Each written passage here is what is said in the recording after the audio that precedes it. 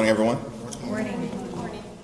This is day 17 of the Trump Republican shutdown, and the House and Senate Democratic position remains the same. We look forward to sitting down with anyone, anytime, any place, either here at the Capitol or back at the White House, to reopen the government, to enact a spending agreement that actually makes life better for the American people, while also addressing decisively the Republican health care crisis that continues to hurt everyday Americans all across the country. Every day that goes by, there are people throughout America receiving notices that their health care premiums, copays, and deductibles are about to skyrocket.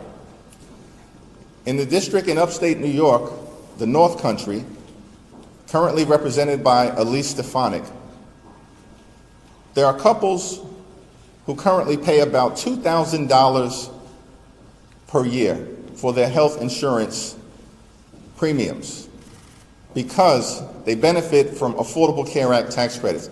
When those credits go away, that same couple will now pay more than $20,000 a year. They cannot afford that. These are working class Americans living paycheck to paycheck, struggling to get by, can barely survive, yet alone thrive. In this country, and this is the wealthiest country in the history of the world. So House and Senate Democrats are going to continue to hold firm as it relates to a basic common sense position that when we enact spending bills, we should be helping the American people, not hurting them. And so we will not support a partisan Republican spending bill that continues to gut the health care of the American people. But we will continue to extend that offer to our Republican colleagues and to President Trump and members of his administration. Let's sit down in good faith to reopen the government, to stand by our hardworking federal employees, to enact a spending bill that actually improves the quality of life of the American people, and to address the health care crisis that Republicans have created, devastating people all across the country, including in rural America, in black and brown communities all throughout America, in urban America, in the heartland of America, and in small town America. Questions? There you go. Thank you. It's looking increasingly unlikely that the shutdown will end before the end of the month, and some members of your conference have said that they'll forego paychecks at the end of the month during the shutdown. Are you going to make the same commitment now that it's getting closer? We have a caucus meeting later on today. I think that's going to be one of the issues that we'll discuss. Leader. You are demanding that Grijalva be sworn in this afternoon. If she is not, what are you planning on doing, and are you going to be there for the performance? All options are on the table with respect to Representative-elect Adelita Grijalva. It's shameful that she has not been sworn in because Speaker Johnson and House Republicans apparently want to continue to hide the Jeffrey Epstein files from the American people. This has gone on now for weeks. And so it's my expectation that if she is not sworn in today, during the pro forma session today, as the Arizona Attorney General has made clear, expect swift and decisive legal action. Following up on Grijalva, did you hear back from the Speaker in response to the letter that you sent him yesterday? I have not heard back from the Speaker yet, but House Republicans and Senate Republicans have gone radio silent since the Oval Office meeting that took place about 3 weeks ago because they have no defensible position. Their position is we want to continue to benefit the wealthy, the well-off, and the well-connected, and promote the lifestyles of the rich and shameless. That's the Republican position. That's what they did with their one big ugly bill. Largest cut to Medicaid in American history, devastating people across the country, ripping food from the mouths of children, and they did all of that so they could reward their billionaire donors with massive permanent tax breaks. And now with the Affordable Care Act tax credits expiring, they have zero interest in spending a dime to help out working class Americans. By the way, same group of people that found $20 billion, matched by another $20 billion, that the American taxpayers will be on the hook for $40 billion in total to bail out Argentina and they can't find a dime to protect the health care of the American people? This is extraordinary stuff. And no word from the Speaker about any of it, because they just continue, unfortunately, to be rubber stamps for Donald Trump's extreme agenda. Leader Jeffries, food banks are preparing for a surge. Federal workers are missing their paychecks, and millions of Americans could soon lose out on their food assistance. So at what point does this shutdown become too painful to continue these healthcare demands? Well, we need to reopen the government, and we need to reopen the government now. Part of the problem is that House Republicans are nowhere to be found. Literally have been on vacation for 3 consecutive weeks. Have canceled votes for 3 consecutive weeks. They are in the Legislative Witness Protection Program. No one can find them here in the Capitol, and no one can find them in their districts. They're not holding town hall meetings. They're not visiting federal employees. They're not engaging with their constituents.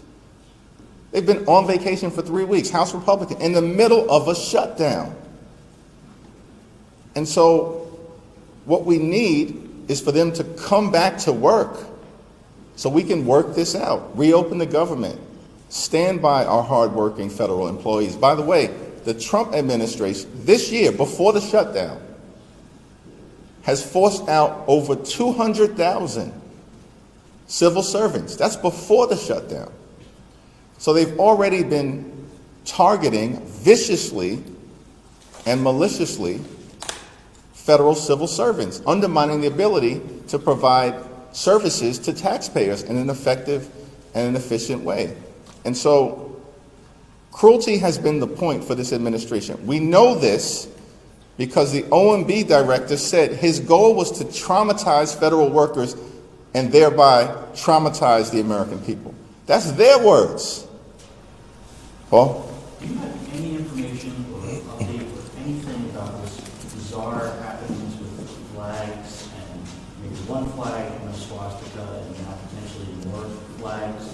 Has anybody given you any information about that? We've not gotten any information specifically from the Speaker or from House Republican leadership, although it is a matter of deep concern. Like, we've already seen a rise in political violence and hatred in America. And then you've got swastikas apparently appearing in the offices of Republican members of Congress. You've got young Republicans engaging in the most anti-Semitic and racist speech possible. Like, this is apparently who many of these people are. They are ripping the sheets off in plain view of the American people. Their words, their actions, revealing themselves in so many different ways. And then you got Caroline Leavitt, who's sick, she's out of control. And I'm not sure whether she's just demented, ignorant, a stone cold liar, or all of the above. But the notion that an official White House spokesperson would say that the Democratic Party consists of terrorists, violent criminals, and undocumented immigrants. This makes no sense. That this is what the American people are getting from the Trump administration in the middle of a shutdown. So their actions continue to speak for themselves, which is why they're on the wrong side of public sentiment. Question on the Leader shutdown. Jeffries? Thanks. Yeah. Thank you. Do you have any comment on the New York City mayoral debate yesterday and how long you're still waiting to endorse the arm? Yeah, I haven't gotten a chance to review it. I do expect to speak to the Democratic nominee, Zoran, at some point before early voting. Mr. Leader. President Trump has said he's canceled the Gateway project. He's going to be prepared to slash welfare benefits in his latest comment. Is that even legal, what he's proposing to do, and does that make it harder to resolve the shutdown? Yeah, we're going to continue to stand up for the American people. Cancel the cuts, lower the costs, save health care. We've made that position very clear from the beginning, and we're not moving. We're not going to bend. We're not going to break, because it's the health care of the American people that's at stake. And all of these efforts to try to intimidate Democratic members of the House and the Senate are not going to work, because we are on the side of the American people. And much of the action that the Trump administration is taking, of course, is unlawful and illegal. As a federal judge in Northern California found with respect to the dismissals of about 4,000 or so federal employees. That was found to be unlawful. And so these threats to try to back us off our position, it's not working and it's not going to happen, because there is a Republican healthcare crisis that is devastating the American people, and we're going to continue to stand up for everyday Americans. Mr. Leader, you've been really trying to show united force with Leader Schumer. You guys have appeared together quite a bit. Yesterday on the floor, Leader Schumer encouraged every American to go out and participate in these No Kings rallies over the weekend. I know you said you hadn't looked at your schedule. Do you plan to participate in a No Kings rally? Will it be in New York? And why do you think that these rallies are important this weekend? Well, I haven't finalized my schedule for the weekend, given the sensitivities around the government shutdown, and I'm still very hopeful that Republicans will decide to show up for work so we can get the government back open. But I support the right of every single American to participate in the rallies that are going to take place this week.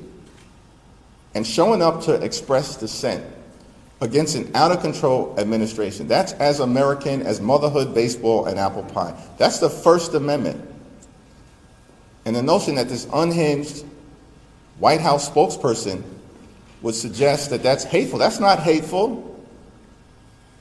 What's hateful is what happened on January 6th. That was a Hate America rally sponsored by Donald Trump and his sycophants who incited a violent mob to storm the Capitol. That's what hate looks like. What you'll see this weekend is what patriotism looks like. People showing up to express opposition to the extremism that Donald Trump has been unleashing on the American people, and Donald Trump's failures, the Republican failure to keep their core promise. Because you know what their core promise was last year? They were going to lower the high cost of living. They haven't lowered the high cost of living. Costs haven't gone down on day one as they promised. They lied to the American people. Costs have gone up. Inflation has gone up. Grocery prices out of control. Housing costs out of control. Electricity bills skyrocketing. And now, because Republicans refuse to extend the Affordable Care Act tax credits for working class Americans, middle class Americans, and everyday Americans, health insurance premiums are about to blow through the roof, bankrupt people, and prevent them from being able to see a doctor when they need one. Thank you, everyone. Thank you.